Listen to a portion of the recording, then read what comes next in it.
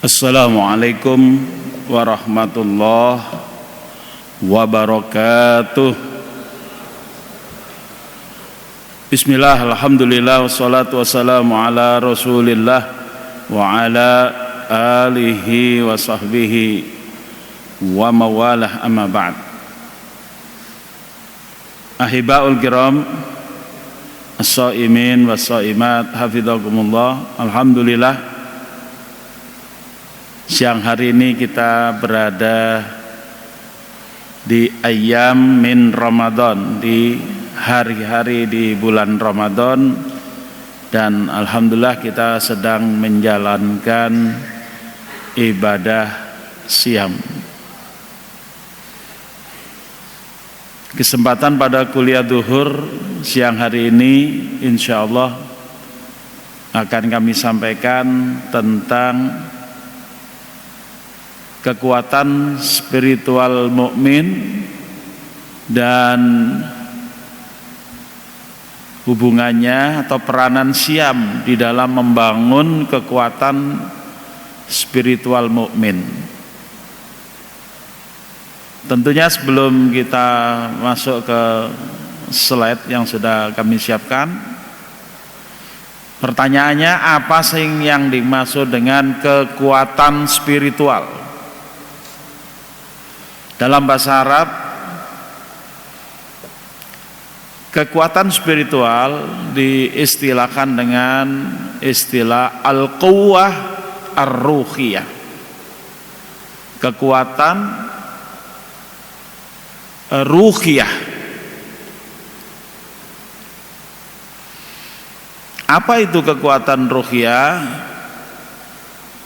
Adalah kekuatan yang muncul dari idrak silabillah, muncul dari pemahaman hubungan seorang mukmin dengan Allah Al-Khaliq, Allah Sang Pencipta, Allah yang faradosiyam, yang pada bulan ini Allah memfardukan siam kepada setiap mukmin selama dia tidak sakit atau tidak sedang dalam perjalanan.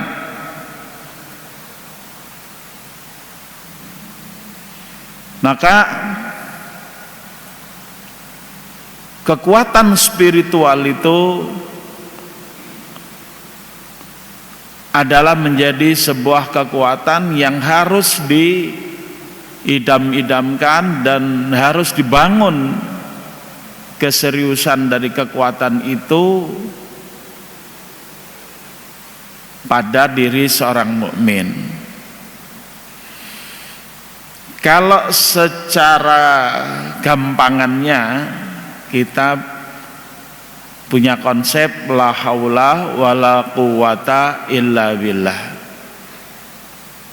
Tiada daya dan tiada kekuatan dan daya melainkan dengan pertolongan Allah. Itulah kekuatan spiritual, kekuatan yang muncul karena hubungan kita dengan Allah. Kesadaran hubungan kita dengan Allah itu yang akan menghasilkan kekuatan.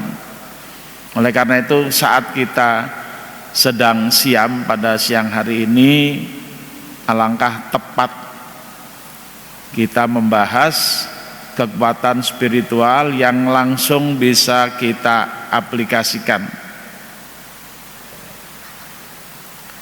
Kita lihat pada slide surah Al-Baqarah ayat 249 merupakan pelajaran buat kita tentang adanya kekuatan spiritual yang diperoleh oleh orang-orang mukmin di masa lalu, di masa sebelum umat Nabi Muhammad SAW. Karena terdapat di dalam surah Al-Baqarah ini menjadi bagian keimanan kita. Apalagi di bulan Ramadan ini kita orang-orang mukmin yang lagi siam sangat-sangat dianjurkan untuk tilawatul Quran. Dan tilawatul Quran itu, dengan tilawatul Quran itu membangun kekuatan spiritual kita, membangun al-quwah ar-ruhiyah dalam diri kita. Makanya para ulama biasanya meliburkan taklim mereka, jadwal taklim mereka di bulan Ramadan. Ini tentunya ada pertanyaan, kenapa kok jadwal taklim liburkan di bulan Ramadan? Sedangkan kita sekarang malah mengadakan taklim, begitu kan? Nah, ternyata kalau kita lihat riwayat Imam Asy-Syafi'i rahimahullah, beliau itu meliburkan taklimnya di bulan Ramadan dan ternyata melakukan tilawah secara intensif, sehari khatam 2 kali. Itu Imam Syafi'i, sehari khatamnya 2 kali. Khatam itu dari Al-Baqarah sampai Qul a'udzu birabbin nas, itu sehari 2 kali. Jadi pagi sampai siang sekali, siang sampai malam, atau mungkin pagi sampai asar, terus asar sampai malam tuh sekali juga khatam. Jadi 1 bulan Ramadan tuh 60 kali khatam. Nah, kalau kita kebanyakan umat Islam memang mengkhatamkan Quran itu di bulan Ramadan. Itu juga alhamdulillah. Selain bulan Ramadan tidak pernah baca Quran. Nah, ini masalah. Nah, kalau kita lihat amalan Imam Syafi'i 1 hari 2 kali khatam dan 1 bulan 60 kali khatam, tilawah dengan faham, tidak hanya sekedar membaca tapi faham makna bahkan tafsirnya serta ahkamnya, hukum-hukumnya. Imam Asy-Syafi'i rahimahullah itu sangat paham karena beliau adalah min a'immatil mujtahidin. Beliau adalah imamnya para mujtahidin. Oke, kita fokus ke kekuatan spiritual yang kita coba pelajari hari ini, dan mudah-mudahan Allah berkenan menganugerahkan kekuatan spiritual pada diri kita dan kita mendapatkan manfaatnya. Minimal kalau kita baca la haula wala quwata illa billah, itu bukan bacaan aja tapi memang ada bekasnya. Oke, kita lihat di slide. A'udzu billahi minasyaitonir rajim. Bismillahirrahmanirrahim. Falamma fasala talutu bil junudi qala innallaha mubtalikum binahar.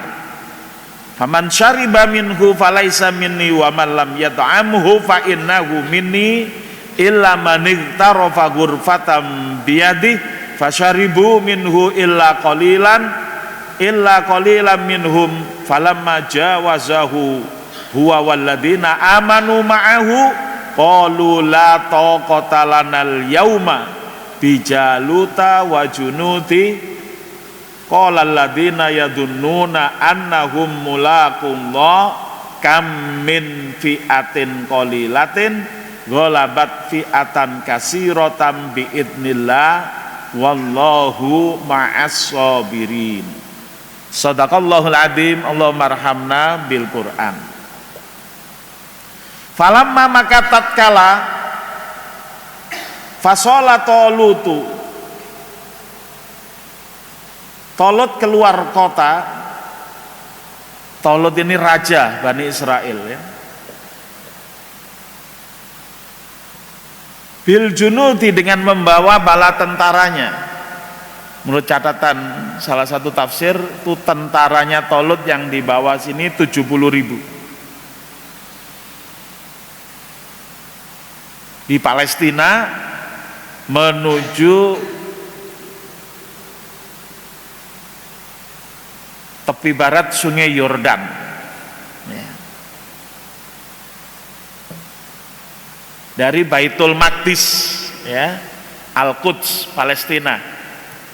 Ini tentunya kita sebagai orang Indonesia punya harus punya perhatian yang lebih dari orang-orang di luar Indonesia. Kenapa? Karena kekuatan spiritual yang dikisahkan di sini terkait dengan Raja Tolut yang membawa 70.000 pasukan mau bertempur dengan Raja Jalut yang menjajah Palestina. Jalut itu kalau sekarang ya Israel gitu kira-kira ya.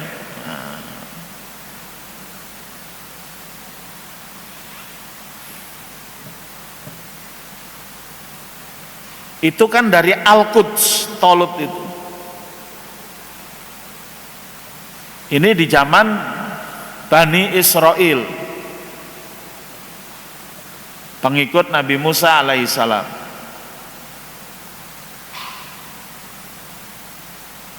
Al-Quds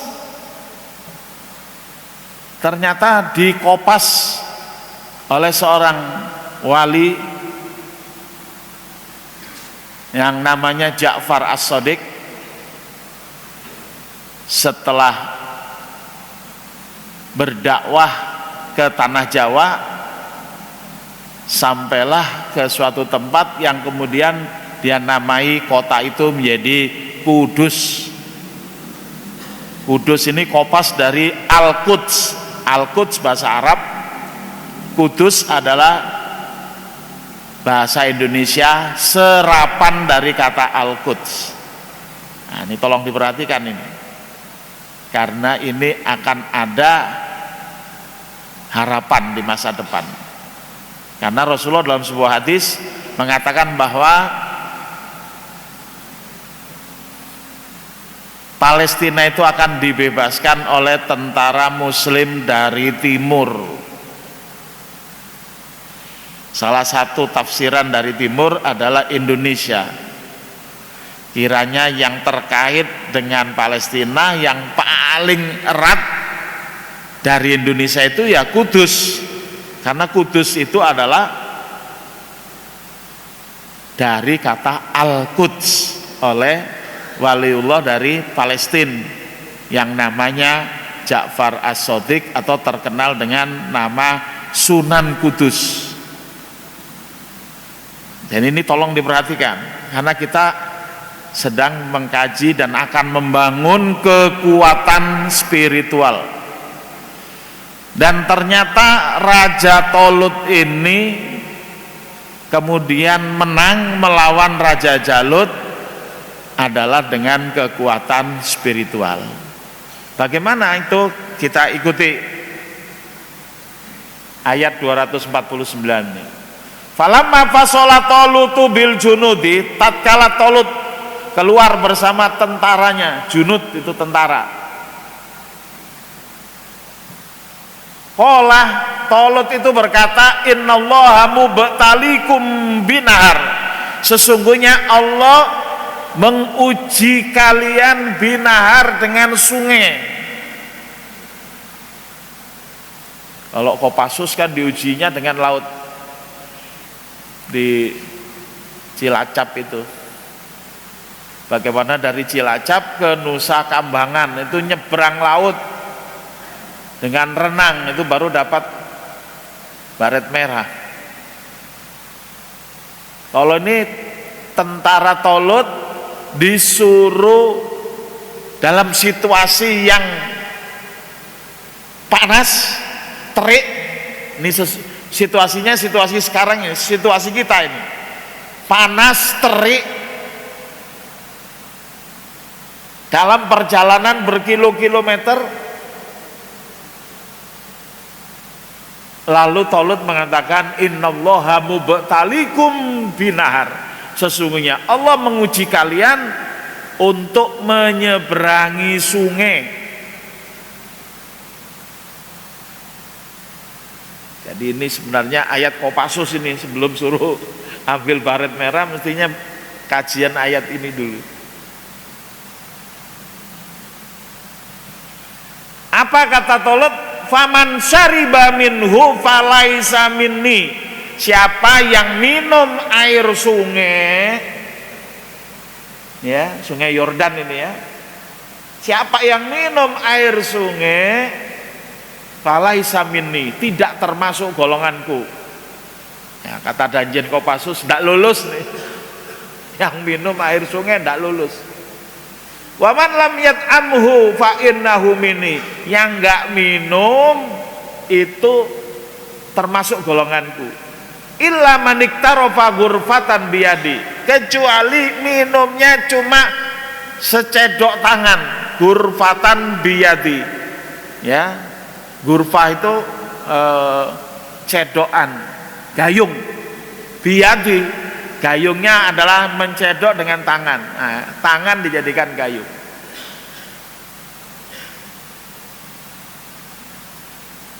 Fasaribu minhu illa qalilam minhum. Fasaribu, maka semua junud pasukan bala tentara Tolut itu ternyata minum air sungai Yordan itu yang jumlahnya 70.000. Illa qalilan, kecuali sedikit yang enggak minum atau cuma mencedok dengan air dengan cedokan tangan. Berapa jumlah yang minum? Itu kurang lebih 313 orang. Sisanya yang 6.000 lebih semuanya minum dan langsung tepar. Langsung tepar, nggak bisa menyeberangi sungai Yordan dan nggak bisa berjihad melawan Jalut atau Goliat, ya. Falamma jawazahu huwa walladzina amanu ma'ahu, maka tatkala Tolut bersama orang-orang beriman yang bersamanya menyeberangi laut,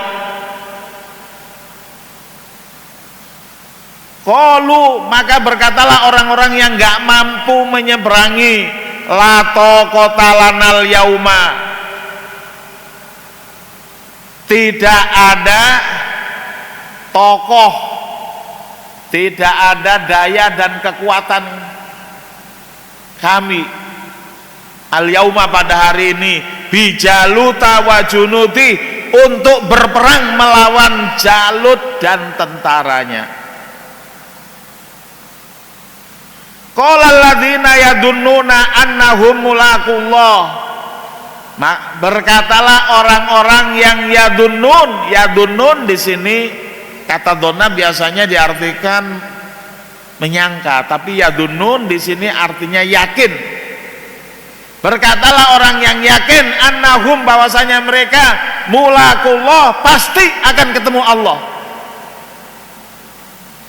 Jadi syarat untuk menang itu yakin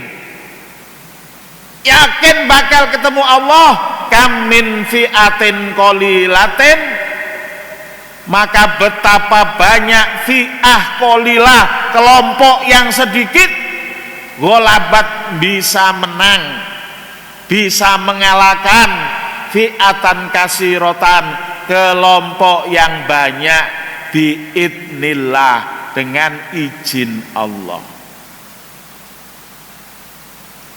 Jadi jumlah pasukan 70.000, mayoritasnya tepar karena panas, haus, lalu minum air, kalau bahasa Jawanya kelempoken, langsung tepar, nggak bisa ngapa-ngapain.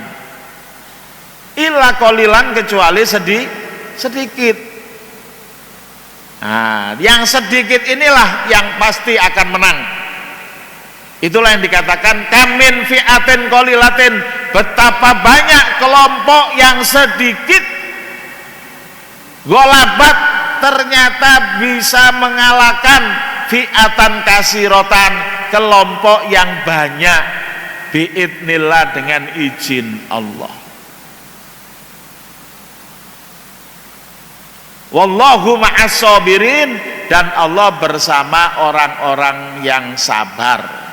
Jadi walaupun fi'atan qalila, kelompok yang sedikit, tapi kalau punya sifat as-sabirin, sabar, tahan godaan, tahan cobaan, sudah rasa haus yang luar biasa, rasa panas yang luar biasa,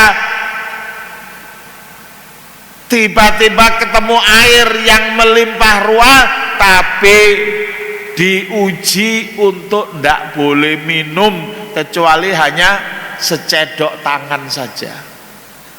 Mungkin yang lain itu, yang pada tepar itu mungkin bukan setedok tangan lagi, tapi setimba dua timba begitu minumnya. Jadi akhirnya kekenyangan atau kelempokan kalau bahasa Jawa, nggak tahu kalau bahasa Bogor apa itu ya. Akhirnya tepar.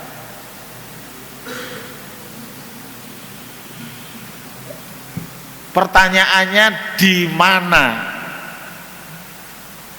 efek dari kekuatan spiritual itu? Kekuatan spiritual itu adalah kekuatan orang yang lulus ujian, di mana jumlah air yang segitu melimpah ruah banyak dari sungai Yordan, sementara orang-orang yang beriman ini sudah diuji dengan jalan kaki berpuluh-puluh kilo dalam suasana padang pasir yang panas dan terik. Ternyata ada air tidak boleh minum kecuali sedikit. Nah, inilah yang orang lulus ujian. Mungkin dalam arti kecil, kita siang hari ini panas. Ini alhamdulillah Masjid Al Hidayah ini adem ya, nyaman jadinya ya. Kita habis sholat duhur, kuliah duhur, ya nyaman aja, orang adem enak toh. Nah, bahkan ada yang sampai ya keademen, matanya udah nggak kuat melek lagi. Masih kuat nggak nih? Kalau masih kuat saya lanjutin, kalau enggak kita tutup aja. Kuat ya? Jadi dalam situasi yang panas seperti ini,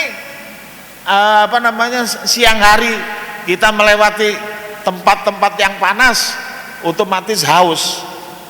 Sudah haus, ada air depan kita, nggak boleh minum karena belum saat maghrib tiba, kan begitu. Suruh nunggu sampai maghrib.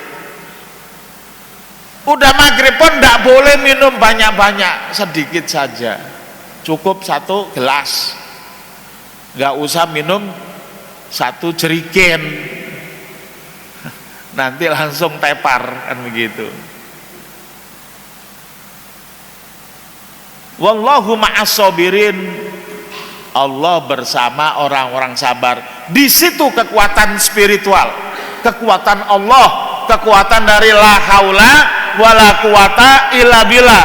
Allah caskan kepada orang-orang mukmin yang lulus saumnya, yang lulus ketika berbuka, tidak ugal-ugalan, cukup secukupnya minuman. Yang paling bagus buka itu kan air dengan kurma, cukup kurma 3 biji, bukan kurma 3 kilo langsung dimakan habis gitu.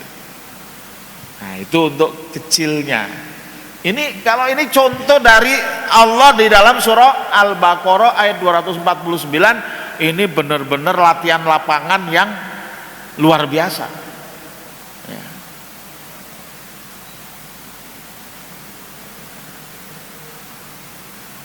Jadi mestinya kemarin pendemo KPU, pendemo DPR tuh ngaji ini dulu, baru bisa menyesuaikan ya.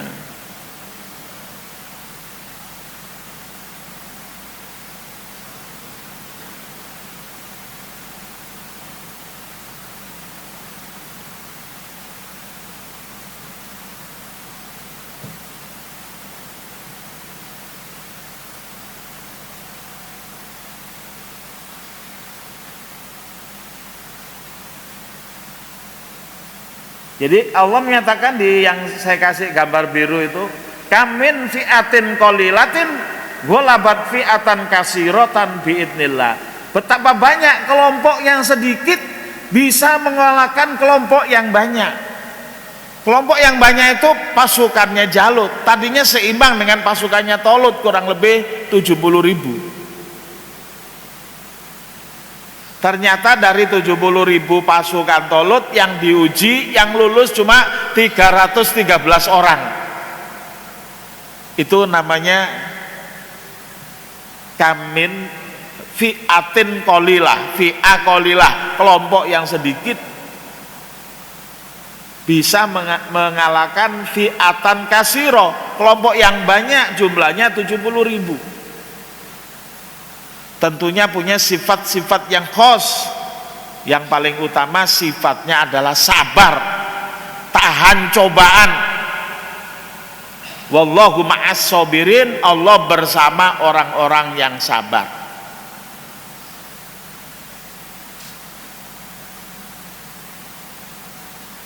Jadi ketika masyarakat mukmin itu sabar, hanya mau makan yang halal, minum yang halal, maka dia pasti akan menang.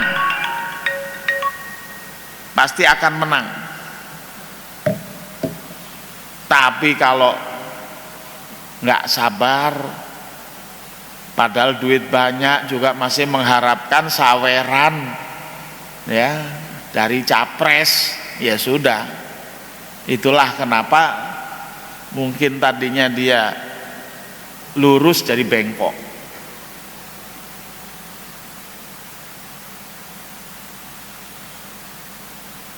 Mudah-mudahan kita yang mengkaji ayat ini bisa termasuk as-sabirin, minas sabirin, wallahu ma'as sabirin. Kita kenapa kok jadi kuat? Karena didampingi oleh Allah, karena Allah itu ma'as sabirin. Jadi kekuatan spiritual itu adalah kekuatan Allah yang diberikan kepada orang-orang mukmin yang sabar, yang setia menjalankan perintah Allah Subhanahu wa taala di saat lapar, di saat haus.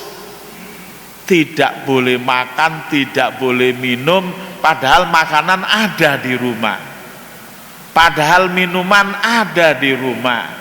Punya istri nggak boleh dipakai dulu, nunggu malam hari. Dulu di awal-awal syariat puasa itu lebih parah, Pak.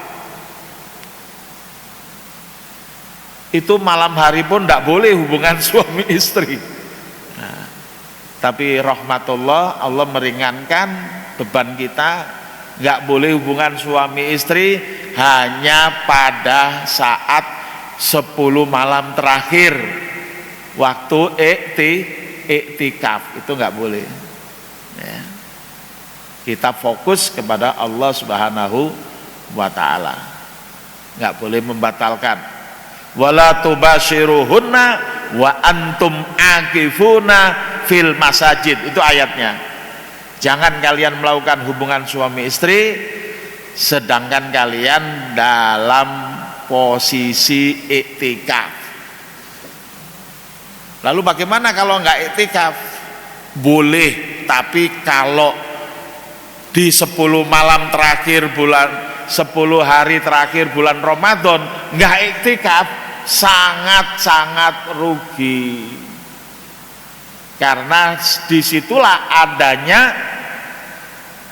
Lailatul Qadar, dan Lailatul Qadar itu nilainya seperti lebih bagus daripada khairun min alfi syahrin, lebih bagus daripada 1000 bulan, lebih bagus dari usia 84 tahun. Hanya 1 malam Lailatul Qadar. Jadi kalau Lailatul Qadar lebih mementingkan jima dengan istri, ya kehilangan Lailatul Qadar, karena sudah dilarang kan.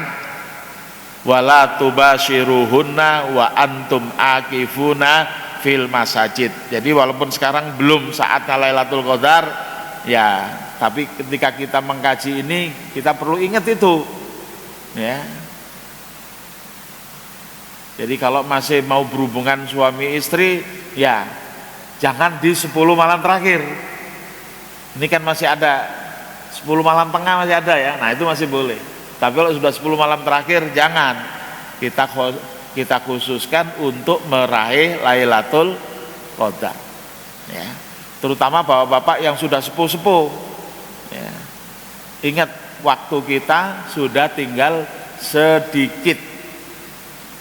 Kita yang sepuh-sepuh ini entah tinggal berapa Lailatul Qadar lagi kita kan nggak tahu. Yang jelas setahun cuma sekali. Jadi disitulah pentingnya kematangan pikiran kita, jiwa kita dalam meraih apa yang disebut dengan al-quwah ar-ruhiyah, kekuatan spiritual. Jadi kalau kita nanti takbiran kan selalu ada Pak ya kalimat sodaqo wa'da wa nasoro abda wa a'azza junda wa hazamal ahzaba wahda. Sodaqo wa'da, maha benar Allah janjinya.